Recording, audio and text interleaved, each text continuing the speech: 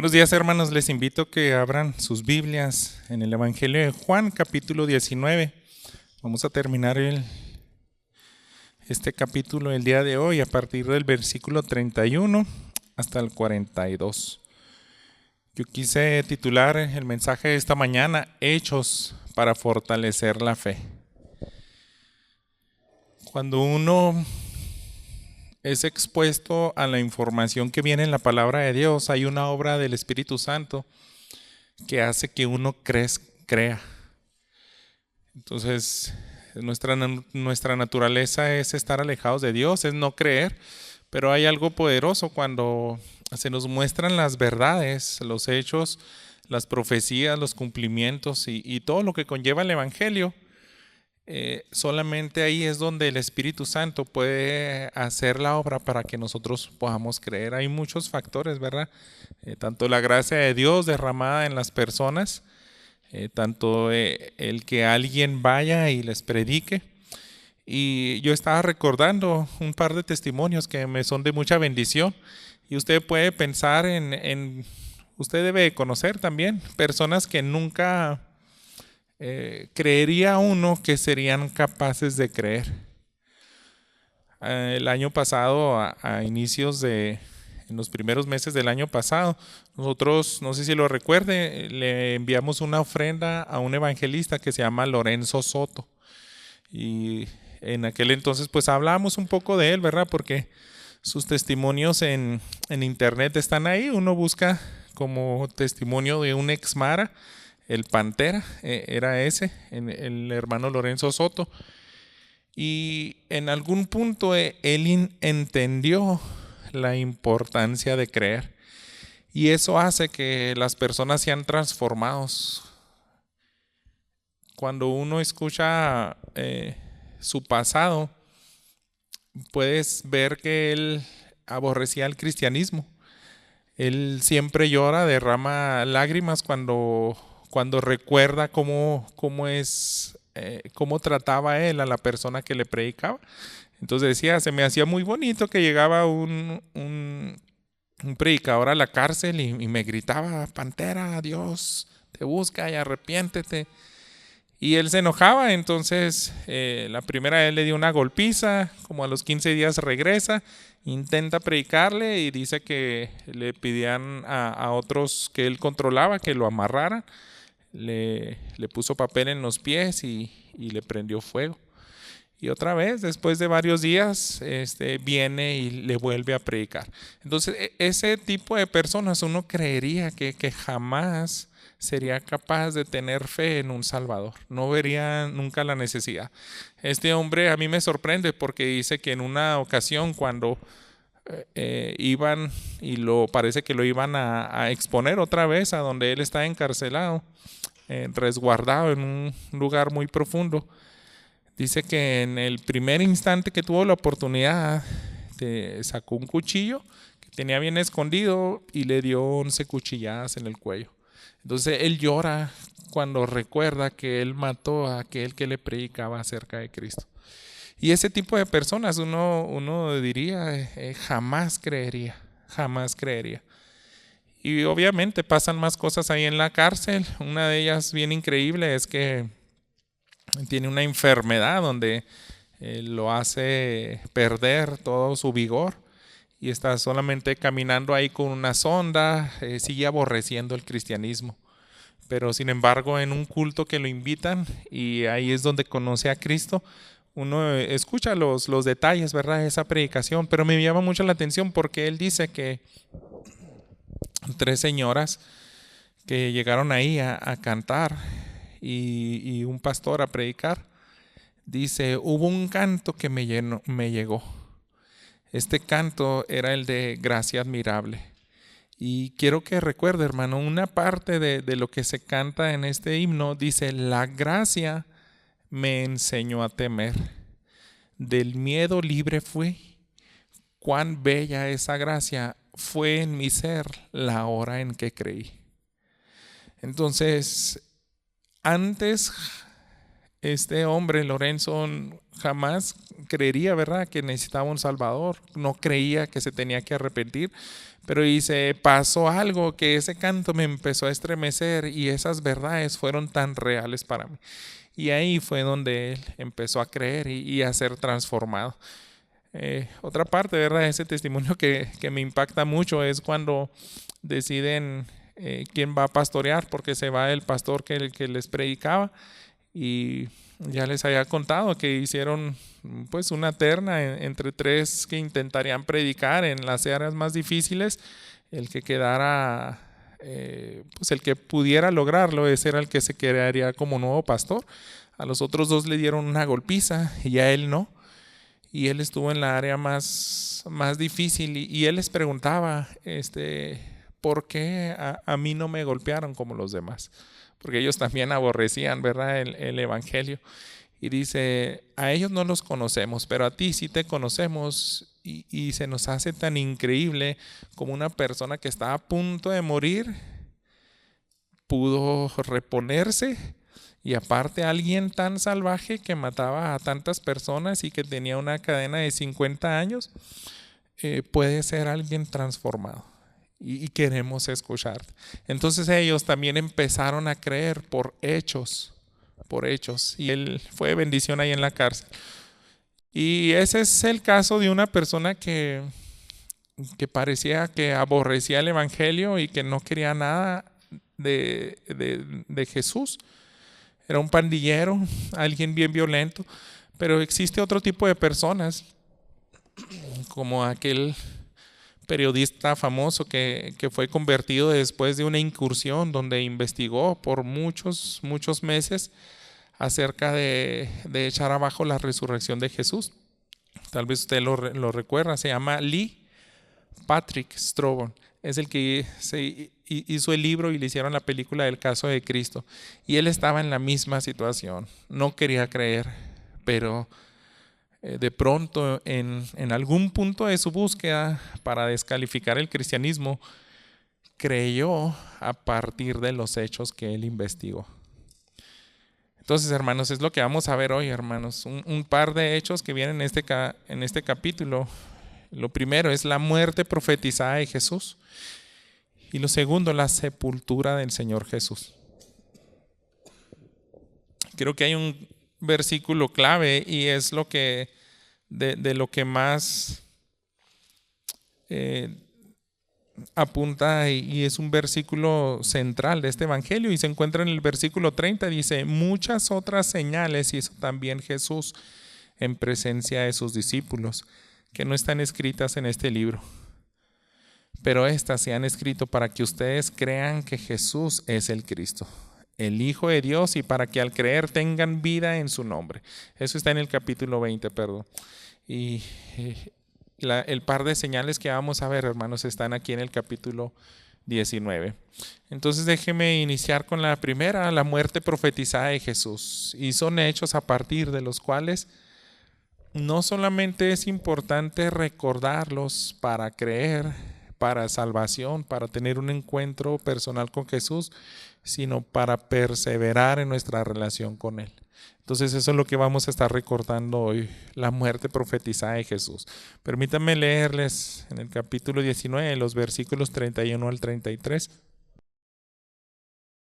Los judíos entonces, como era el día de preparación para la Pascua, a fin de que los cuerpos no se quedaran en la cruz el día de reposo, porque ese día de reposo era muy solemne, pidieron a Pilato que les quebraran las piernas y se los llevaran.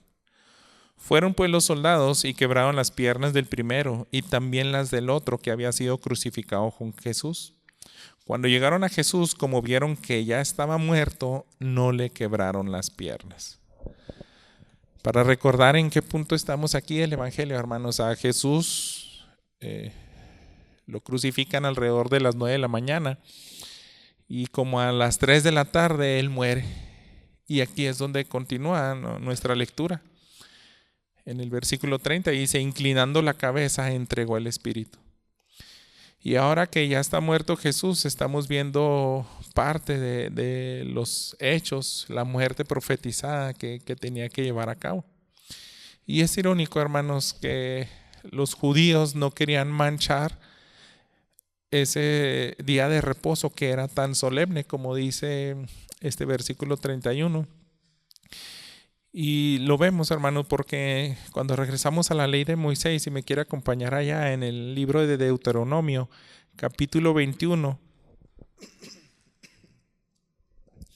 ellos conocían perfectamente que no deberían de profanar un día sagrado y sobre todo el sábado, mucho menos un sábado que caía en el día de Pascua. Y esta referencia ellos la observaban claramente y está en el versículo 22 al 23. Dice de la siguiente manera: si un hombre ha cometido pecado digno de muerte y se le ha dado muerte y lo has colgado de un árbol, su cuerpo no quedará colgado del árbol toda la noche, sino que ciertamente lo enterrarás el mismo día, pues el colgado es maldito de Dios, para que no contamines la tierra que el Señor tu Dios te da en heredad. Entonces ahí tenemos la explicación por qué ellos mandaron a quebrar las piernas de los que estaban crucificados, porque a veces los cuerpos duraban hasta 3 días, 2 o 3 días agonizando, y ellos querían retirarlo porque iba a contaminar la tierra que Dios les había dado, ¿verdad? Esta manera de terminar con sus vidas era para que murieran de asfixia, porque el que está colgado, pues ya hemos visto todos los detalles, aparte del sufrimiento que ya llevaba Jesús encima de las golpizas que le habían dado, los latigazos que le habían dado. Pero cuando uno ya está colgado, solamente tiene que hacer un poco de fuerza con los pies para levantarse y poder expandir los pulmones y seguir respirando. Entonces es una desesperación, hermanos, cuando alguien muere de asfixia. Ellos están luchando por horas para respirar y en el momento cuando se les acaban las fuerzas, empieza a colapsar el cuerpo. Déjeme decirle algo que creo que mi hermano Abner me dio un tip hace años. Éramos niños, creo, y un día estábamos congestionados. Yo estaba congestionado y dormíamos juntos y luego me dice: ¿sabes cómo se te quita lo congestionado? Aguántate la respiración, pero lo más que puedas, así como que ya casi te vas a morir. Pruébelo si funciona. Empieza uno a aguantar la respiración y yo creo que el cerebro naturalmente siente que le falta oxigenación, entonces tiene que enviar información a todas las demás partes del cuerpo, pues para que hagan algo, ¿no? A los pulmones para que respiren, a la nariz para que se expanda y uno siente eso, que se empiezan a abrir los conductos y funciona hasta cierto grado, ¿verdad? Pero es algo bien incómodo, o sea, hasta te puede quitar el sueño y no es grato aguantarse la respiración y aguantarse la respiración a ese grado. Pero cuando uno hace eso, siente, yo creo que una milésima parte de lo que la desesperación que sintió Jesús. Cuando alguien ya está a punto de dejar de respirar y alguien llega y le quiebra las piernas, entonces ya no se puede sostener. Ahí en ese momento se asfixiaban. Y esa era la orden que dijeron: vamos a quitarles la vida. Entonces así sucedió. Está avanzando el tiempo y cuando llegan, matan al primer malhechor que está al lado de Jesús, al segundo. Y cuando ven el verdugo, observa a Jesús, ellos saben que ya está muerto. Sin embargo, hermanos, una tarea del verdugo romano se tenía que se metía en problemas si no daba fe de una genuina muerte. Y ahí podemos ver por qué es la medida que toman a continuación. Regrese ahí a Juan, pero ahora los versículos 34 al 37. Pero uno de los soldados le traspasó el costado con una lanza y al momento salió sangre y agua. Y el que lo ha visto ha dado testimonio y su testimonio es verdadero. Y él sabe que dice la verdad para que ustedes también crean. Porque esto sucedió para que se cumpliera la escritura: no será quebrado hueso suyo. Y también otra escritura dice: mirarán a aquel que traspasaron. Así que este verdugo lo que hace es que agarra su lanza y piense, se está cumpliendo la profecía que nos dice en el libro de Números 9:2. Si quieren no lo busque, se lo leo yo, pero es acerca de lo que estipulaba la ley, acerca de los sacrificios y sobre todo en ese día de Pascua. Fíjese, Números 9:12. Nada dejará de ella hasta la mañana, ni quebrarán hueso de ella. Conforme a todos los estatutos de la Pascua, la celebrarán.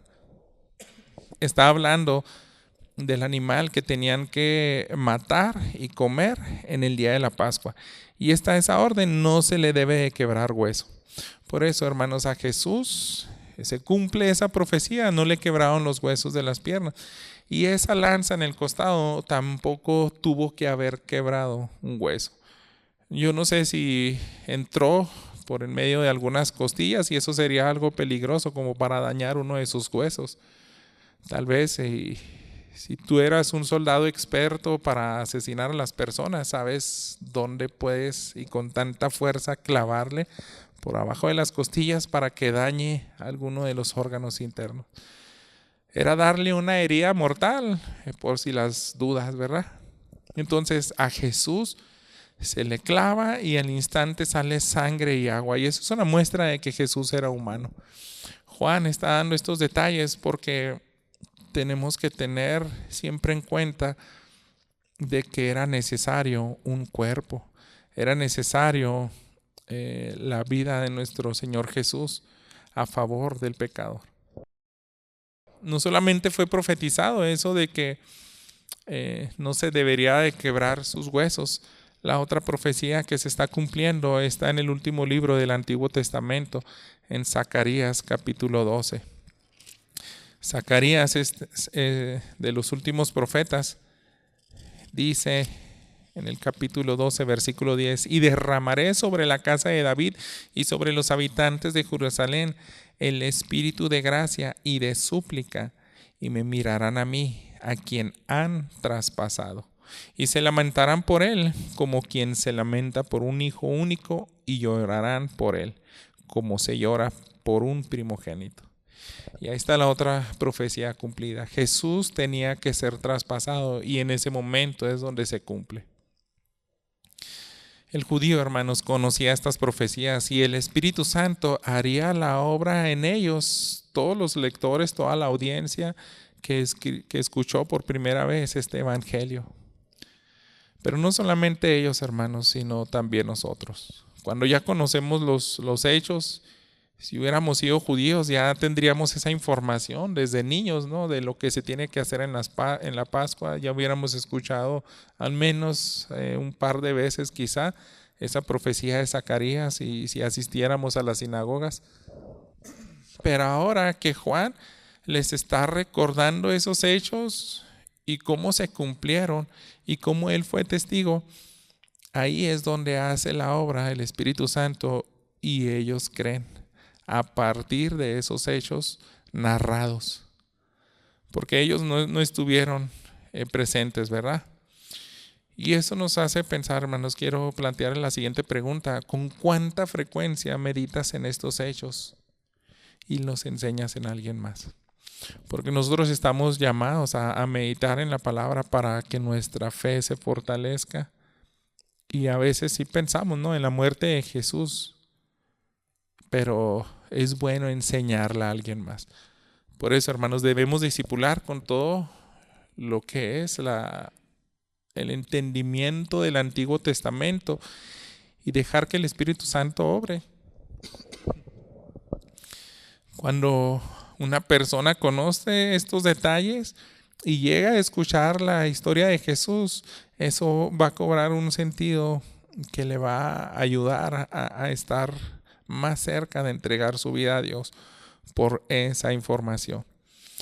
No solamente debemos de enseñar eso, hermanos, sino el siguiente hecho que se encuentra en el versículo 38, ahí en Juan 19 dice: después de estas cosas, José de Arimatea, que era discípulo de Jesús, aunque en secreto por miedo a los judíos, pidió permiso a Pilato para llevarse el cuerpo de Jesús y Pilato concedió el permiso. Entonces José vino y se llevó el cuerpo de Jesús. Y este es el segundo punto, hermanos, la sepultura del Señor Jesús. Y yo creo que a veces no lo enfatizamos tanto, ¿verdad? Enfatizamos mucho los sufrimientos desde que está en agonía en la cruz, en el jardín de Getsemaní también, derramando gotas de sangre. Pero, hermanos, también la sepultura misma es un hecho que no debemos de olvidar. El cuerpo de Jesús, dice este evangelio, que fue pedido por este personaje que se llama José de Arimatea. Y hermanos, esto es lo que Dios demanda. Vaya conmigo al libro de Hebreos, en el capítulo 10, versículo 5. Tantos sacrificios se habían hecho en el Antiguo Testamento porque tenían esa esperanza de la remisión de pecados. Pero aquí, hermanos, vemos la importancia. Hebreos 10:5. Por lo cual, al entrar Cristo en el mundo, dice: sacrificio y ofrenda no has querido, pero un cuerpo has preparado para mí. Y eso es lo único que iba a satisfacer la ira y la justicia de Dios. Un cuerpo humano, hermanos. Y aquí estamos viendo cómo José de Arimatea recoge ese cuerpo y pareciera que es el peor momento, ¿verdad?, para creer. José de Arimatea estaba creyendo en esta circunstancia a pesar de que parecería ser lo peor. Sin embargo, este personaje es mencionado en los 4 evangelios, aunque con muy pocos detalles. Aquí solamente se van a mencionar estos breves versículos y algo similar están en los otros versículos, pero nos dicen cosas muy importantes. Él era alguien piadoso, era alguien que creía.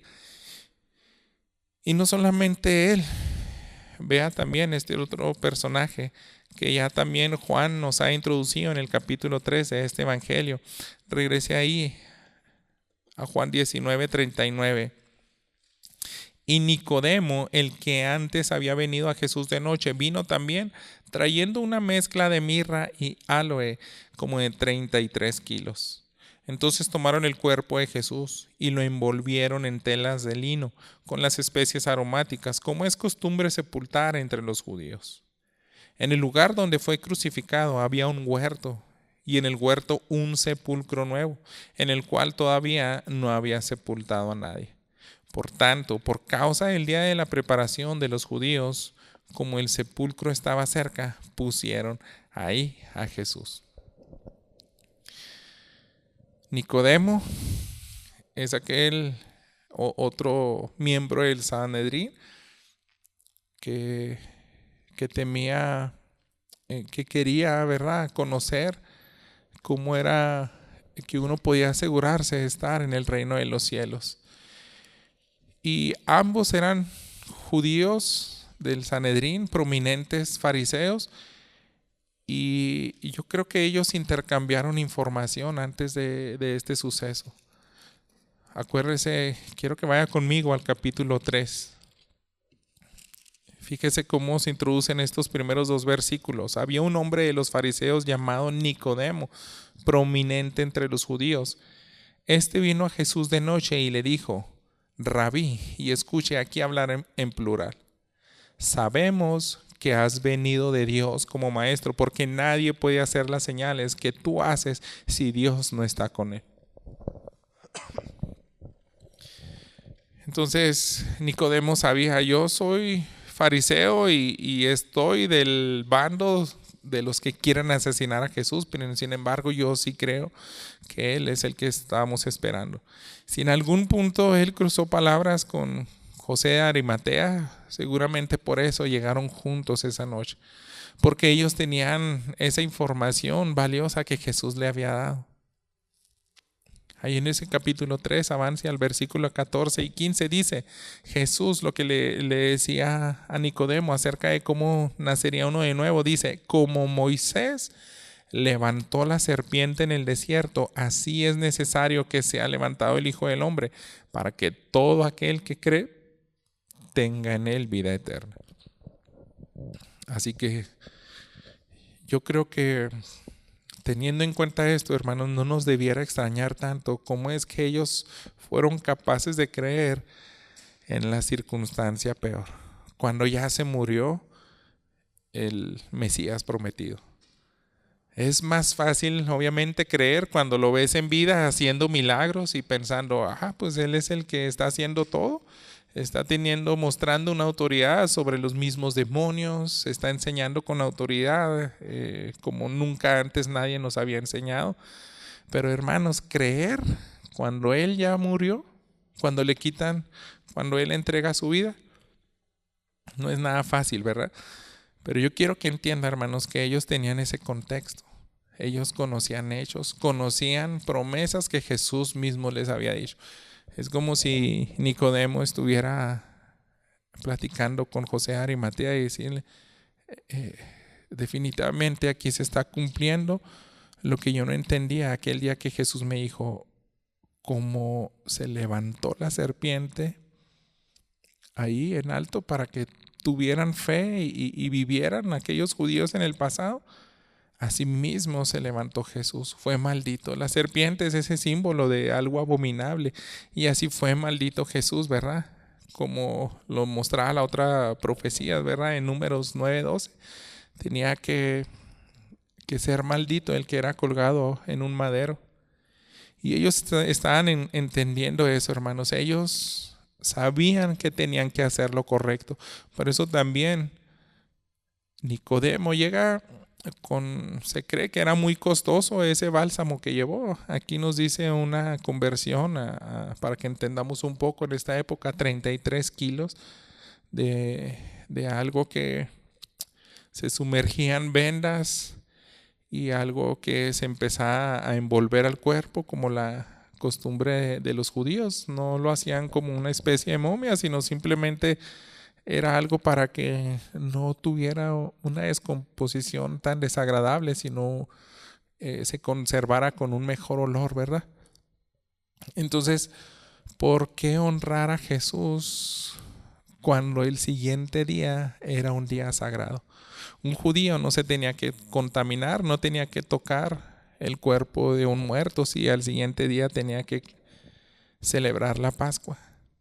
Pero ellos, hermanos, su fe, su amor por Jesús nos muestra que ellos creyeron. Ellos creyeron y por eso actuaron. En el Evangelio de Marcos también nos da una muestra de la fe de José de Arimatea, porque él no era nada fácil, ya lo hemos mencionado en algunas ocasiones, que no es nada fácil estar en esa posición de pedir un cuerpo de alguien maldito, y sobre todo la ley romana impedía que se le diera una sepultura digna a los que eran crucificados. Ellos tenían que morir ahí simplemente hasta que se acabara las fuerzas, el aliento, y llegaban buitres, llegaban animales carroñeros y los despedazaban. Pero José Arimatea no quería eso. No quería que tuvieran un entierro desagradable. Y fíjese, en el capítulo 15, versículo 43, dice lo siguiente. Vino José de Arimatea, miembro prominente del concilio, que también esperaba el reino de Dios, y llenándose de valor, entró a donde estaba Pilato y le pidió el cuerpo de Jesús. Y era ese valor que necesitaban, porque es pedir algo en contra de la ley. Pero dice, él se armó. Y aparte, tanto el Evangelio de Juan como el de Lucas nos están recordando que él tenía miedo al Sanedrín. Y es como si de pronto ya no le importara ese miedo y dijera, vale la pena arriesgarme y lo voy a hacer, porque Jesús merece una buena sepultura. Y él pide el cuerpo. En algunas otras versiones dice que entró osadamente a la presencia de Pilato y le dice, quiero que me des la oportunidad de darle una sepultura honrosa. Aquí mismo, hermanos, se están cumpliendo más profecías quiero que leamos el detalle del Evangelio de Mateo en el capítulo 27 acerca de otro detalle de quién era José de Arimatea. Fíjese, versículo 57 en delante. Al atardecer vino un hombre rico de Arimatea llamado José, que también se había convertido en discípulo de Jesús. Este se presentó a Pilato y le pidió el cuerpo de Jesús. Entonces Pilato ordenó que se lo entregaran. Tomó José el cuerpo, lo envolvió en un lienzo limpio de lino y lo puso en su propio sepulcro nuevo que él había excavado en la roca. Después de rodar una piedra grande a la entrada del sepulcro, se fue. ¿Por qué es importante esta información, hermanos? Porque se está cumpliendo otra profecía. Mateo nos dice que José de Arimatea era rico y tenía su propio sepulcro donde fue sepultado Jesús. Ahora acompáñenme al libro del profeta Isaías, capítulo 53, para que vea cómo es que se cumple una profecía más. Isaías 53, la primera parte del versículo 9 dice: se dispuso con los impíos su sepultura, pero con el rico fue en su muerte. Todos esperarían, hermanos, que Jesús terminara como aquellos criminales que estuvieran a su lado, pero estaba profetizado que Él no moriría, no sería sepultado de esa manera, sino que sería honrado y con personas pues de capacidad económica, ¿verdad? Con ricos. Y ahí es como vemos Nicodemo, José de Arimatea cumplen esta profecía. ¿Y por qué, hermanos, todos estos hechos de las profecías cumplidas tenemos que recordarlas hoy? Hoy es el primer domingo del año y también celebramos la Cena del Señor. Entonces tenemos que recordar y pensar bien por qué es tan importante esto. Porque el mismo autor de este Evangelio de Juan dice que ese es el propósito. En el versículo 35 ya les había leído anteriormente: el que lo ha visto ha dado testimonio y su testimonio es verdadero. Y él sabe que dice la verdad para que ustedes también crean. Toda su audiencia no tuvo esa, la mayoría creo yo, si ya era un anciano y no conocieron a Jesús, no tuvieron esa dicha de ver estos acontecimientos. Los otros apóstoles mismos salieron huyendo. Juan es el que sí pudo presenciar ahí en la cruz, ¿verdad? Todo esto que estaba sucediendo. Y dice, este testigo está diciendo la verdad. Y el simple hecho de transmitir esa verdad va a hacer que otras personas, al escuchar estos hechos, se fortalezca la fe. Entonces usted y yo tenemos que compartir esta información, hermanos. Y a veces nos quisiéramos poner en el lugar de Dios y que todos crean instantáneamente, no sabemos, hermano. A veces nos podemos desesperar, pero por eso es tan importante discipular a alguien, enseñarle todo el Antiguo Testamento. Y cuando ya tenga toda esa información, entre más información acumulada tenga, ahí es donde va a empezar a obrar y ellos puedan creer, porque es así como funciona. Aquellos testimonios que yo les dije al inicio, ¿verdad? ¿Cómo es que un asesino, no solamente aquel predicador lo cuchilló en el cuello? Usted escucha la historia, eso mismo hizo con su madre y con muchas otras personas. Pero en algún punto él creyó y fue transformado. En algún punto aquel ateo empedernido creyó todos estos hechos y fue transformado. Ahora usted visita la página de él, leestrobel.com, y va a ver cuántos libros está escribiendo a favor del cristianismo y puras evidencias para que alguien crea incluso en los milagros. Entonces es alguien tan sorprendente. Así es a veces la ironía de lo que puede hacer el Evangelio. Lo mismo que sucedió con el apóstol Pablo, aquel que desató la persecución a la iglesia cristiana, termina siendo el mayor misionero que impulsa y que llevó el evangelio hasta lo último de la tierra. ¿Y por qué, hermanos? Porque en algún punto ellos creyeron. En algún punto ellos se les fue velado que esta información es verdadera y transforma corazones. Y ese es el propósito de Juan. Nuevamente, déjenme leerles el versículo 35. El que lo ha visto ha dado testimonio y su testimonio es verdadero y él sabe que dice la verdad para que ustedes también crean. Es tan impresionante lo que puede hacer todos estos hechos, hermanos. No solamente lo sigue haciendo hoy en día, pero me gusta y me es de mucha bendición pensar en el mismo José de Arimatea y Nicodemo. Cómo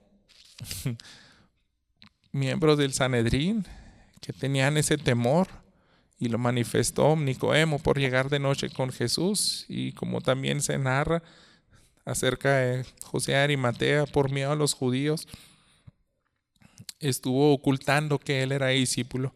Pero nos dice la Escritura, ellos amaban a Dios. Ellos esperaban en el reino, ¿verdad? El Mesías. Así que estos mismos hechos son los que dan fe para trasladarse del reino de las tinieblas a la luz. Yo creo, hermanos, que debemos de orar y pedir y piense, si tú no has sido impactado y has madurado en tu fe para ser un discípulo osado como lo mostraron Nicodemo y José de Arimatea, yo creo que nos falta creer. Nos falta que se ha abierto ese entendimiento con los hechos que nos narra la Escritura y que nuestra fe se fortalezca. ¿Qué te parece si oramos por eso? Padre bendito, queremos pedirte que nos des la osadía que tenían aquellos hijos tuyos. Porque a veces no lo mostramos en nuestros hechos, en nuestro testimonio que damos en nuestro trabajo, en nuestra escuela, en donde nos desenvolvemos. A veces no tenemos ese valor, Señor, y lo que se necesita para servirte, para ser abnegado, Señor, y amarte en tus términos. Y creo que es por esa falta, Señor, de meditar en estos hechos que fortalecen nuestra fe. Y queremos serte fieles, Padre, queremos honrarte, pero no lo haremos si no pasamos más tiempo dedicando, Señor, en contemplar lo grandioso que hiciste tú a favor nuestro. Y Padre, también puede haber alguien aquí, Señor, que no conoce lo que es ser trasladado de las tinieblas a la luz. Pero si en tu gracia y tu misericordia le trajiste aquí y nos tienes nuevamente aquí un domingo más donde pudimos escuchar más verdades acerca de quién es tu Hijo, qué hizo, por qué tuvo que morir, por qué tuvo que tomar el lugar del pecador. Te ruego, Padre, que también obres con poder y que haga esa obra tu Espíritu Santo para que Él pueda tener fe y también unirse, Señor, a tu reino. Queremos, Padre, también honrarte, Señor, porque en este día pues recordamos, Señor, que era necesario ese cuerpo ser entregado, ser pisoteado por la ira del Padre para que no pasara por alto su justicia. Y gracias, Señor, porque esta palabra es viva y es eficaz y nos trae bendición a la iglesia y nos puede seguir fortaleciendo. Y estamos iniciando un año, Señor, y no hay nada mejor, Padre, para empezar honrando tu palabra, recordando que tu Hijo cumplió todo lo que era necesario, Señor. Gracias por este mensaje en nombre de Cristo Jesús. Amén.